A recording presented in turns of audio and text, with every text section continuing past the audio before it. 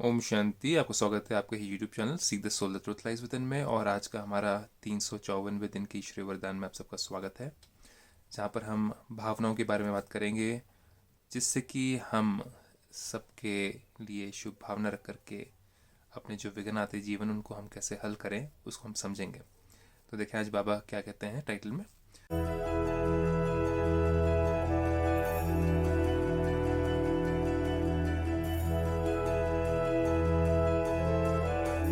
बाबा कहते हैं विपरीत भावनाओं को समाप्त कर। एक होगी प्रीत भावना, प्यार की भावना सबके प्रति, और एक हो गई उसके विपरीत भावना।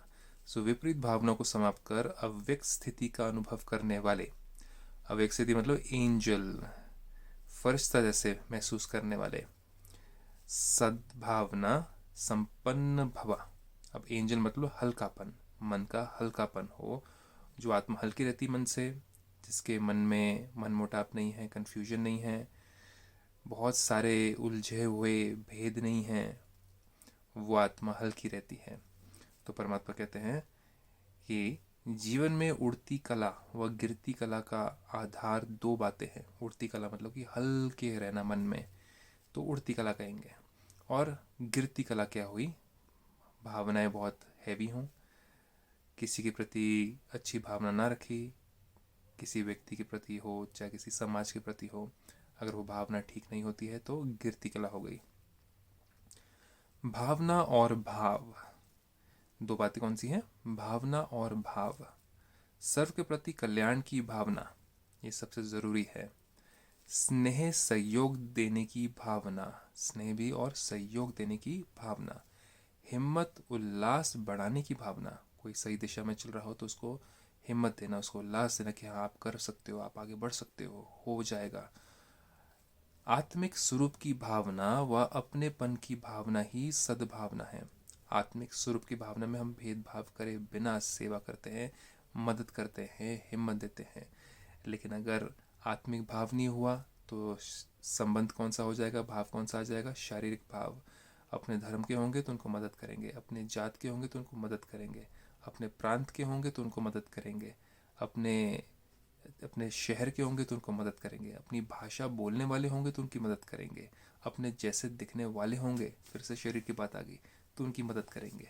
और अगर किसी और प्रांत के, किसी और देश के, किसी और भाषा वाले, किसी और धर्म वाले हुए तो ठुकरा देना। ये परमात्मा कहते हैं फिर तुम मेरी नज़र में तुम गिर जाते हो। तो परमात्मा कहते हैं भावना ही सद्भावना है। ऐसी भावना वाले ही अव्यक्त स्थिति में स्थित हो सकते हैं। जिनके पास में ऐसी क्लीन बिल्कुल पवित्र भावना है, वही फरिश्ते ऐसा बन सकते हैं। बाबा कहते हैं अगर इनके विपरीत भावना है, अगर ये सारी चीज़ें जो बोली हैं भावना उसके विपरीत भावना है, तो व्यक्त भाव अपनी तरफ आकर्षित करता है।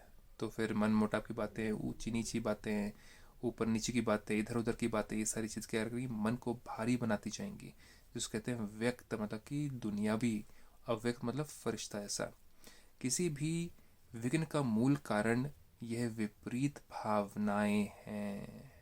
तो अगर हमारे जीवन में अगर कोई विघ्न आते हैं, चाहे हम किसी से लड़े भी ना, लेकिन संकल्पों से अगर लड़ते हैं, मतलब कि संकल्पों से तीर छोड़ते हैं, किसी के बारे में गलत सोचते हैं, गलत भावना रखते हैं, तो वही आत्मा को वाइब्रेशंस मिलती हैं और वो आत्मा फिर हमें आकर के तंग करती है। ये सीखना बहुत ज़रूरी है। तो हम मेडिटेशन में क्या करते हैं? परमात्मा से जुड़ करके अपने मन के अंदर भावनाओं को परिवर्तन करते हैं सारे विषयों की आत्मा के प्रति, ताकि कोई भी आत्मा हमारे लिए विघ्न ना बने।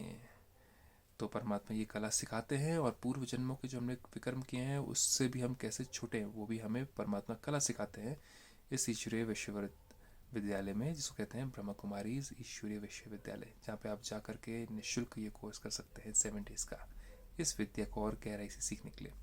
इसी के साथ ओम शांति।